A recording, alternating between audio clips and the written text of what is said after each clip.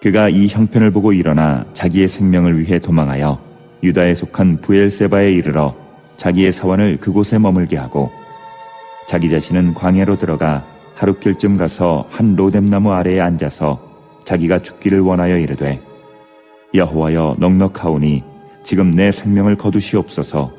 나는 내 조상들보다 낫지 못하니이다 하고 로뎀나무 아래에 누워 자더니 천사가 그를 어루만지며 그에게 이르되 일어나서 먹으라 하는지라. 본즉 머리맡에 숯불에 구운 떡과 한 병 물이 있더라. 이에 먹고 마시고 다시 누웠더니 여호와의 천사가 또다시 와서 어루만지며 이르되 일어나 먹으라. 내가 갈 길을 다 가지 못할까 하노라 하는지라. 이에 일어나 먹고 마시고 그 음식물의 힘을 의지하여 40주 40야를 가서 하나님의 산 호렙에 이르니라. 두세 사람이 함께 모인 곳에 내가 그들 가운데 있겠다 약속하시고 이곳에 우리 가운데 우리 심령 속에 임재하고 계시는 예수님을 찬양합니다. 예수 그리스도의 은혜와 진리가 여러분의 심령 가운데 가득하기를 다시 한번 예수님의 이름으로 축원합니다. 저는 오늘 하나님을 기대하라는 제목으로 하나님의 말씀을 전하도록 하겠습니다. 어느덧 2014년도의 마지막 달 맞이하게 되었습니다. 이때쯤 되면 한 해를 쉼없이 달려온 정신적 피곤을 가지게 됩니다.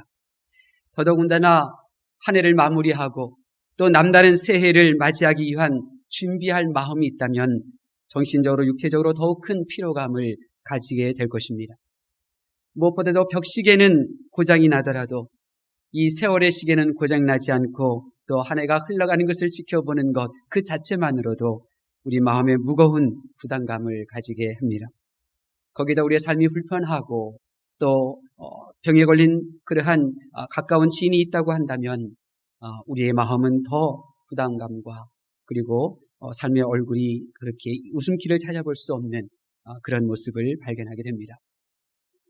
그러나 감사하게도 이러한 상황 속에서도 여호와를 기대하고 하나님께서 나를 위하여 행하실 것을 소망하며 하나님께서 나를 위하여 일하실 것을 기대감을 가지고 하나님을 바라보는 성도에게는 또 다른 놀라운 은혜가 임하게 됩니다. 이 세상이 나를 지치게 하나 이 세상에 살아가는 나와 함께 하시고 동행하시는 그 예수님께서 행하실 놀라운 일들을 기대하는 성도들에게는 독수리가 날개치며 올라감 같은 새 힘을 하나님으로부터 공급받게 될 줄로 믿습니다. 예레미야 17장 7절에 보면 하나님을 기대하는 자가 복이 있다고 말씀하고 있습니다. 여호와를 의지하며 여호와를 의뢰하는 그 사람에게 하나님께서 복을 주시는데 어떤 복이냐면 물가에 심겨진 나무가 그 뿌리를 강변에 뻗치고 더위가 올지라도 두려워하지 아니하며 그 입이 청청하고 그리고 가무는 해에도 걱정이 없고 결실이 그치지 아니한 복을 주신다고 약속해 주셨습니다.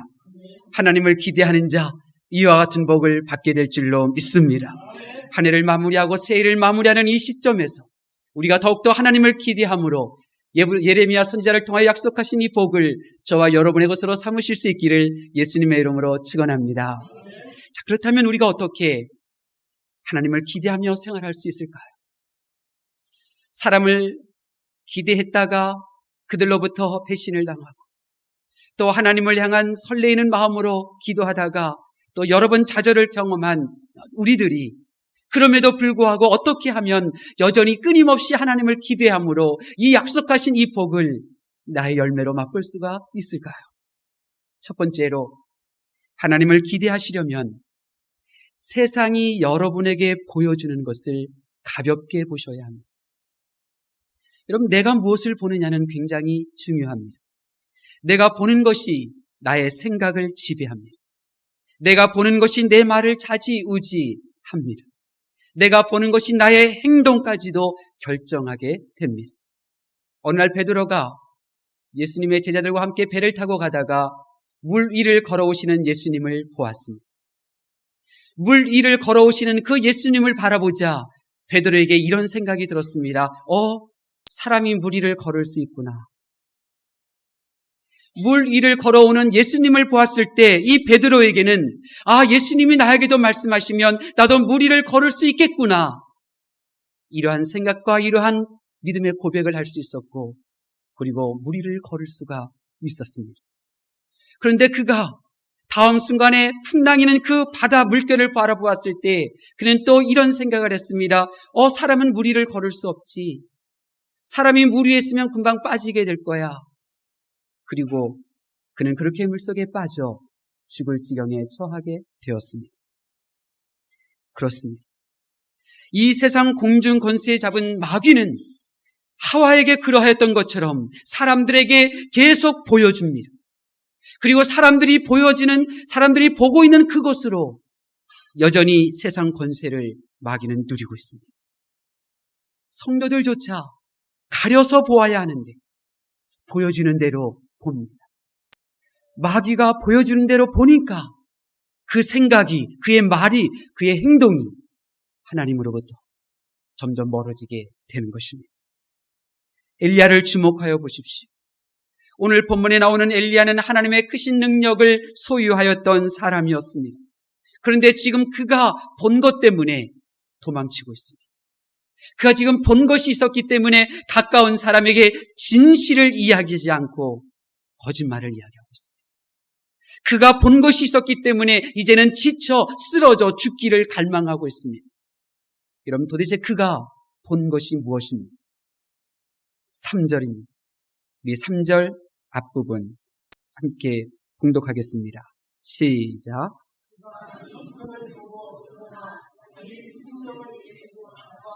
아멘. 네. 엘리야가 형편을 보았어요. 어떤 형편이었습니까? 변하지 않는 사람의 마음, 그 마음을 보고 지친 거예요. 이세벨도 하나님께서 하늘에서 불을 내리셨던 참신이라고 하는 이야기를 그의 남편 아합 왕으로부터 들었을 터인데 여전히 이세벨은 이 엘리야를 죽이려고 하잖아요. 변하지 않고 있어요. 그 놀라운 기적을 경험했는데도 사람의 마음이 바뀌어지지 않아요. 이런 현실이 엘리야로 하면 지치게 하는 거예요. 자신의 사역을 한계도 보면서 또 그는 지칠 수밖에 없어요. 하늘에서 불이 내린 것은 자기가 한 것은 아니고 하나님께서 한 것임에도 불구하고 다시는 그의 사역에 있어서 하늘에서 또다시 불을 내릴 것 같지가 않아요. 그렇습니다. 우리가 지치는 것은 해도 해도 변하지 않는 상황 때문에 지쳐요. 전혀 바뀌지 않을 것 같은 환경을 보면서 우리는 지쳐갑니다. 또한 지쳐가는 것은 지금보다 더 잘해낼 자신이 없기 때문에 그래요. 이만큼 해낸 것도 정말 대단한데 앞으로 더 해내야 하는 현실 앞에서 자신이 없어지는 거예요. 그동안은 젊음이 있었어요. 그동안은 열정이 있었어요. 그런데 점점 세월이 흘러가면서 점점 자신이 없어져요. 더 해낼 것 같지가 않아요. 그러니 지치는 거죠. 우리의 삶 속에서 이렇게 내가 지쳐가는 나의 모습을 방관하면 어떻게 되는 줄 아십니까? 하나님을 믿는 하나님의 사람들이 우리의 삶 속에서 피곤하네, 내가 지쳐가고 있네, 이러한 마음을, 이러한 생각들을 즉시 해결해 나가지 않으면 어떻게 되는 줄 아십니까? 4절 말씀 보도록 하겠습니다. 4절 말씀 시작. 자기 자신은 광야로 들어가 하룻길쯤 가서 한 로뎀 나무 아래에 앉아서 자기가 죽기를 원하여 이르되 여호와여 넉넉하오니 지금 내 생명을 거두시옵소서. 나는 내 조상들보다 낫지 못하니이다 하고. 그렇습니다. 성도들이 피곤함을 느끼거나 피곤함을 이겨내지 못하면 나의 영혼이 하나님을 향한 아무 기대감이 없습니다. 하나님께서 나를 위하여 새 일을 이루실 것이라고 하는 아무런 설레임도 없는 그러한 심령이 되고 마는 것입니다. 지금 엘리야의 마음이 바로 그러한 마음입니다. 하나님께서 엘리야를 위하여 더 놀라운 일을 해내실 것이라고 하는 기대감, 설레임, 기다림이 없습니다. 이처럼 내가 무엇을 보느냐가 매우 중요합니다.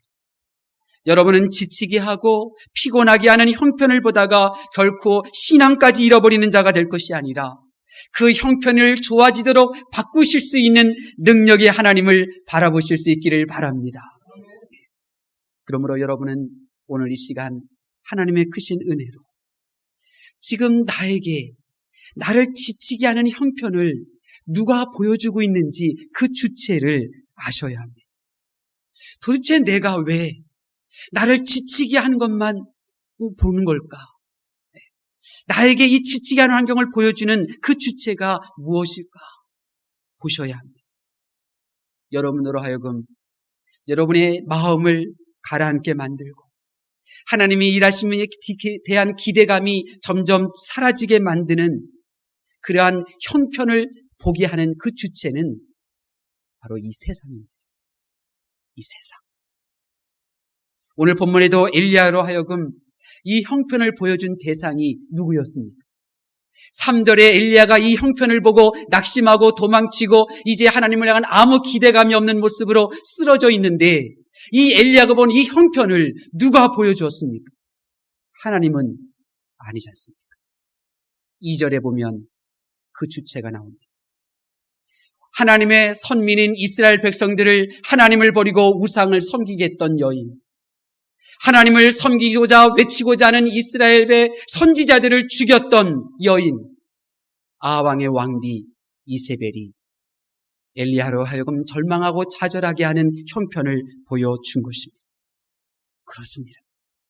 여러분이 미워할 수 없는 형편, 여러분이 기도하지 못하게 하는 그 형편을 보고 있다면 그 형편은 하나님이 아닌 이 세상이 여러분에게 보여준 것입니다. 저는 성경을 통해 알고 있습니다. 아무리 세상이 여러분에게 좋은 것을 보여주고 세상이 여러분에게 기쁨을 그렇게 보여준다 할지라도 마지막으로 이 세상이 보여주는 그 모습으로 인하여 우리는 절망하게 될 것이고 우리는 구원으로부터 멀어지게 될 것입니다. 그러므로 이제 눈을 들어 여러분을 낙심시키고 여러분을 피곤하게 하는 이 세상이 보이는 것 말고 우리의 방패가 되어주시는 하나님, 우리에게 영원한 안식처를 허락하여 주셨던 그 아름다운 천국, 그것을 보게 해달라고 간구하실 수 있기를 바랍니다. 세상이 보여주는 형편은 하나님, 내가 눈을 감겠습니다. 하나님이 보여주시는 것만 내가 보겠습니다. 내가 세상이 보여주는 그것을 즐기다가 망할까 두렵습니다. 이 세상이 보여주는 것 내가 보다가 절망할까 두렵습니다. 이제 내가 하나님이 보여주시는 것만 보기를 원합니다. 그리고 형편을 바꿔주시는 그 하나님을 향한 그 기대감을 가지고 생활하십시오. 오늘 하루 하나님께서 나에게 어떤 일을 하실 것인지, 이번 한 주간 동안 하나님께서 나를 위하여 어떻게 일하실 것인지 그 기대감과 그 설레임을 가지고 이 교회를 나가 세상을 향하여 우뚝 서실 수 있기를 바랍니다. 다른 하나, 내가 어떻게 하면 기대감을 가지고 생활할 수 있을까? 하나님을 주어로 삼으셔야 합니다. 사람은 자신을 주어로 삼고 생각하고 말하고 행동합니다. 내가 기분이 나빠, 내가 자리가 비었으니 그냥 우울해, 내가 주어가 되면 이런 말을 하죠. 그러나 하나님이 주어가 되면 하나님께서 빈자리를 채워주실 거야, 하나님께서 내게 은혜를 주실 거야, 달라지는 거예요. 그렇기 때문에 왜 이 세상이 시끄럽고 실패하는가? 자기가 주어가 되기 때문에 그렇습니다. 내가 주어가 되기 때문에 다 죄인들인 것입니다. 내가 주어가 되기 때문에 다 잘못한 것입니다. 그런데 하나님을 주어로 삼고 이야기하면 내가 보다듬어줘야 될 사람이지 내가 정죄할 사람이 아닌 거예요. 하나님을 주어로 삼고 말하면 내가 용서해줘야 될 연약한 존재이지 그를 대적해야 될 원수가 아닌 거죠. 세상은 여러분으로 하여금 나를 주어로 삼으라고 말하지만 믿음으로 여러분은 하나님을 주어로 삼고 이 세상을 이기실 수 있기를 바랍니다. 야곱의 11번째 아들이 요셉이었어요. 하나님께서 요셉에게 꿈을 주셨죠. 자기가 묶은 볏단을 향하여 형들이 묶었던 이 10개의 볏단이 절하는 꿈을 꾸었고 하늘의 별, 해와 달과 별들이 자기에게 절하는 꿈을 꾸었어요. 이 꿈이 의미하는 바가 무엇입니까? 하나님께서 하신다는 거죠. 요셉아, 네가 주어가 되어 네가 아무리 노력하고 아무리 애써봐라 너의 형들이 너에게 무릎 꿇을 줄 아느냐? 네가 아무리 노력하고 애써봐도 감히 야곱이 너에게 존경하는 마음을 품을 줄 아느냐? 어림도 없다. 그러나 네가 전능하신 하나님을 주어로 삼으면 내가 형들이 너에게 무릎 꿇게 해줄 수 있어. 부모가 너를 존경하는 마음을 품게 해줄 수 있어. 이거예요. 주어를 바꾸라는 거예요. 요셉을 향하여 주어를 바꾸라는 꿈을 하나님께서 주신 거예요. 그리고 과연 요셉은 하나님을 주어로 삼고 그리고 매 순간순간마다 주어로 고백함으로 모든 어려움들을 이겼잖아요. 그래, 내가 주어가 되면 형들에게 이게 팔려가지. 내가 주어가 되니까 형들의 마음을 불편하게 했고 그래서 이렇게 내가 팔려가지. 그러나 하나님을 주어로 삼으면 나는 자유인이 될 수가 있어. 그래, 내가 주어가 되니까 나는 지금 종살이하고 있지만 하나님이 나의 주어가 되시면 나는 누군가를 통치하는 자가 될 수가 있지. 그래, 내가 주어가 되면 내가 이렇게 도움을 주었고 그들에게 은혜를 베풀었는데도 그들은 나를 배신했어. 나를 잊어버렸지. 그러나 하나님이 나의 주어가 되면 결코 내가 베푼 사랑과 그 은혜를 저버리는 배신자들은 안 될 거야. 그래서 그가 그 어려운 부분들을 이겨나갈 수 있었다. 오직 하나님께서 하실 것이라고. 내 인생의 주어는 하나님이시라고. 하나님께서 하시는 것이라고 하나님을 주어로 삼고 말했어요. 그랬더니 세상이 그를 피곤하게 하고 그를 낙심하게 하지만 요셉의 인생을 주어로 역사하신 그 하나님께서 요셉을 총리의 자리로 그리고 그의 모든 식구들을 구원해내는 하나님의 귀한 복의 통로로 요셉을 사용하신 줄로 믿습니다. 요셉이 그 인생의 주어가 되었다면 그가 총리가 되었을 때 자기를 죽이려고 했던 형들을 용서할 수 있었겠어요? 아니죠. 그의 인생의 주어가 하나님이셨기에 잘못했다고 하는 형들에게 아닙니다. 이것은 하나님의 섭리였습니다. 하나님의 일하심이었습니다. 그들을 보다듬고 품을 수가 있었던 것입니다. 오늘 본문에도 보면 주어가 누구인지에 대하여 말하고 있어요. 오늘 본문의 주어가 누구입니까? 우리 6절 말씀 볼까요? 우리 7절 말씀 보겠습니다. 7절 말씀 시작. 일어나 먹으라. 아멘. 주어가 누구입니까? 하나님께서 천사를 보내셨어요. 하나님께서 지친 엘리야를 어루만져 주셨어요. 하나님께서 일어나서 먹으라고 엘리야를 위하여 위로의 말을 던져주셨어요. 하나님께서 숯불을 피우셨고 하나님께서 떡을 구워내셨고 하나님께서 물 한 병을 채울 그 물을 구하여다가 그의 머리 곁에 두셨어요. 하나님께서 엘리야의 몸을 따뜻하게 하셨고 하나님께서 엘리야의 지친 몸으로 쉽게 음식과 물을 찾아 먹을 수 있도록 엘리야의 머리맡에 구운 떡과 물 한 병을 두셨죠. 하나님께서 하셨습니다. 여러분 성경을 펼쳐보십시오. 성경이 주어가 누구입니까? 하나님 아니던가요? 내가 한다. 내가 할 것이다. 내가 하는 것이다. 너는 잠잠히 있어라. 내가 홍해를 가를 것이다. 너는 가만히 있어라. 내가 사자굴에서 너를 건져낼 것이다. 성경은 그 주어가 하나님이심을 우리에게 가르쳐주고 있습니다. 이 세상은 내가 주어가 되어야 한다고, 이 세상은 내가 주어야 돼야 한다고 말하지만 성경은 하나님을 주어로 삼아야 한다고 가르치고 있습니다. 그러기에 저와 여러분은 하나님을 주어로 삼고 살기를 하나님 앞에 간구하실 수 있기를 바랍니다. 여러분 나를 향한 하나님의 그 놀라운 일하심이 기대된다고 누구에게 말해보셨습니까? 여러분 자녀들에게 말해보셨습니까? 하나님께서 너를 어떻게 사용하실지 내가 설레인다고. 나는 못하지만 하나님께서 일어나 빛을 발하는 교회가 되게 역사하실 것이라고 성도들에게 말한 적이 언제입니까? 나는 해낼 수 없지만 나를 변화시키는 그 하나님께서 우리 교회를 통하여 사람을 변화시키시고 이 세상을 변화시키시고 가정을 변화시키실 것이라고 누구에게 말해보셨습니까? 내가 하면 안 됩니다. 아니, 할 수도 없습니다. 내가 하려고 하니까 싸움이 일어나는 것입니다. 내가 하려고 하니까 다 죄인들만 보이는 것입니다. 내가 하려고 하면 모두가 못된 죄인들 뿐입니다. 그러나 하나님을 주어로 삼으면, 하나님께서 하심을 고백하게 되면 나도 너도 다 죄인이에요. 우리는 서로 견아지고 합력하여 선을 이루게 될 줄로 믿습니다. 주어가 무엇이냐에 따라서 동사가 달라지게 됩니다.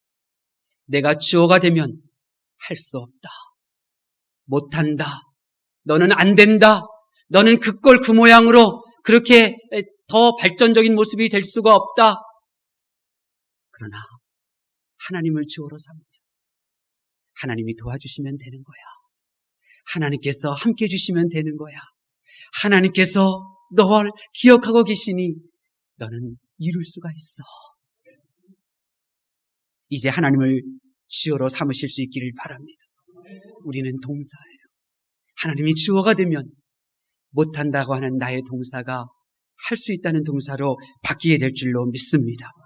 주어 대신 그분이 이끄시는 대로, 그분이 시키시는 대로 내가 그 말씀으로 나의 삶을 바꾸면 피곤하지 않을 것입니다. 독수리의 날개치며 올라감 같이 그렇게 비상하게 될 줄로 믿습니다. 아니, 우리가 하나님을 주어로 삼으셔서 지금 이 순간부터 나를 위하여 움직이기 시작하시는 놀라운 하나님의 역사를 경험하실 수 있기를 바랍니다. 우리 부학교회가 바로 이런 교회 아닌가? 우리 부학교회는 하나님을 주어로 삼는 교회입니다. 끊임없이 내가 주어가 되고 내가 주인이 되어 살다가 멸망당할 이 죄인을 하나님께서 부르시고 건져주셔 이 부학교에 앉혀놓으신 것은 이제 더 이상 나를 주어로 삼고 불행한 삶 살지 말고, 나를 주어로 삼고 그렇게 불평하는 삶 살지 말고, 나를 주어로 삼고 다른 사람을 정죄하지 말고, 능력의 하나님, 천지를 창조하신 하나님을 주인으로 삼으라고 부학교회로 부르신 줄로 믿습니다. 우리 부학교회는 하나님을 주어로 삼은 교회입니다. 이 교회의 주인은 목사가 아니에요. 이 교회의 주인은 당회가 아니에요. 이 교회의 주인은 하나님이에요. 그래서 목사도 심부름이고 당회도 심부름꾼이고 우리 모두는 하나님의 심부름꾼으로 주님의 몸된 교회를 세우고 섬기는 줄로 믿습니다. 사랑하는 하나님의 성도 여러분, 아니 하나님의 말씀을 경청하여 함께 부학교회를 하나님이 기뻐하시는 교회로 만들어가는 동역자 여러분, 여러분에게 묻겠습니다. 여러분에게는 하나님을 향한 기대감이 있습니다. 오늘 이 예배의 자리에 나오면서 여러분은 하나님을 향한, 나를 위하여 일하실 그 하나님을 향한 설레이는 마음을 가지고 이 자리에 오셨습니다. 왜 세상이 약해져 가는 걸까요? 왜 내게 기쁨이 넘치고 사랑이 넘치는 삶을 살지 못하는 걸까요? 이유는 하나죠. 하나님을 향한 기대감이 없기 때문입니다. 오늘 본문의 엘리야와 같이 더 이상 하나님을 향한 기대가 없어요. 그러니 무능력하게 쓰러져 있는 거죠. 하나님께서 나를 위하여 일하실 것이라고 하는 기대감이 없다면 우리는 말씀을 거역하며 죄 짓는 자리까지 나아가요. 에덴 동산의 아담과 하와가 바로 그런 영적인 상태로 떨어졌잖아요. 부족함이 없는 에덴 동산을 하나님으로부터 선물 받았어요. 그 모자라지 않는 에덴 동산에서 생활하던 아담과 하와는 한순간 이런 생각을 했죠. 아, 이제 하나님께서 우리에게 주실 만한 것들은 다 주셨구나. 이제 하나님께서 우리에게 주실 만한 것들은 하나도 없구나. 그리고 그들은 선악과를 바라보았죠. 왜요? 선악과는 그들에게 새로운 것을 줄 것이라고 생각을 했기 때문에. 하나님을 향한, 하나님이 우리에게 주실 것이라고 하는 아무 기대감이 없었을 때 그들은 선악과가 우리에게 그 기대감을 충족시켜 줄 것이라고 생각했고, 그리고 하나님의 말씀을 거역한 죄인의 자리로 떨어지게 된 것입니다. 하나님께서 나를 도우실 것이며 좋은 계획을 가지고 계시다는 기대감이 없다면 내게 많은 것이 있으나, 많은 것을 누리나 우리는 참된 즐거움과 안식을 누릴 수가 없는 것입니다. 사랑하는 성도 여러분, 언제까지 나를 향한 하나님의 기대감 없는 마음으로 지내실 것입니다. 여러분의 얼굴 속에 하나님을 향한 아무런 기대감 없는 얼굴로 언제까지 여러분의 사랑하는 사람들을 얼굴을 대면하여 볼 것입니까? 하나님께서 나를 위하여 일하실 것이라고 하는 그 설레이는 마음 없이 어떻게 여러분의 사랑하는 사람들과 대면하며 지낼 것입니까? 오늘 시간 하나님을 향한 기대감을 회복하실 수 있기를 바랍니다. 하나님께서 나를 위하여 일하실 것이라는 기대감을 회복하십시오. 하나님께서 나의 배우자에게 놀라운 일하심이 나타날 것이라고 하는 그 설레이는 마음을 가지시고 일어나십시오. 여러분의 자녀를 하나님께서 어떻게 사용하실 것인지 기대하는 마음으로 이 자리에서 일어설 수 있기를 바랍니다. 함께 교회를 세워나가는 동역자 여러분, 이렇게 예배드리는 여러분을 어떻게 그 좋으신 하나님께서, 어떻게 그 능력이 많으신 하나님께서 여러분을 외면하시겠습니까? 그럴 리가 없습니다. 여러분이 그 좋으신 하나님을 기대하고 설렌다면 하나님께서 여러분의 믿음대로 여러분을 위하여 일하실 줄로 믿습니다. 교회를 생각하고 하나님을 제대로 믿으려고 하는 여러분을 위하여 하나님께서 놀라운 계획을 가지고 계시는 줄로 믿습니다. 그러므로 이제 구별하여 분별하며 보십시오. 하나님을 찾지도 않고 예배를 향한 사모함도 없고 기도하기도 싫고 기도하는 것이 힘들다면 여러분은 지금 마귀가 보여주는 것만 보고 있는 것입니다. 기도하는 것이 싫고 하나님 말씀 실천하는 것이 싫다면 지금 여러분들은 이 세상이 보여주는 즐거움만 보고 있는 것입니다. 이제 우리가 하나님이 보여주시는 것을 보십시다. 하나님이 십자가를 보여주시고요. 하나님께서 천국을 보여주시고요. 하나님께서 면류관을 보여주고 계시고요. 하나님께서 깨어진 가정들마다 우리 부학교회를 통하여 회복되어지고 그것의 기쁨이 회복되어지는 그 모습들을 지금 우리에게 보여주고 계시지 않습니까? 하나님께서 보여주시는 것을 보므로 다시 하나님께서 일하시는 그 기쁨으로 다시 일어서십시다. 세상은 스데반에게 분노하는 모습을 보여주었어요. 세상은 스데반을 죽이고자 하는 돌멩이 된 사람들만 보여주었어요. 스데반으로 하여금 불안과 두려움에 빠지도록. 그러나 스데반은 그들 너머에 하나님께서 보여주신 것을 보았잖아요. 분노한 사람들이 이 세상이 보여준 모습이었는데 하나님께서 스데반에게 보여준 모습이 무엇이었습니까? 하늘 보좌 앞에서 일어나 스데반을 격려하시고 스데반을 사랑의 눈으로 보고 계시는 그 예수님을 하나님은 보여주셨잖아요. 스데반은 세상이 보여준 그 모습이 아니라 하나님이 보여준 그 모습을 보았기에 그의 얼굴이 천사와 같이 바뀔 수 있었고 그리고 그들을 용서하며 하나님의 품에 안기게 된 것입니다.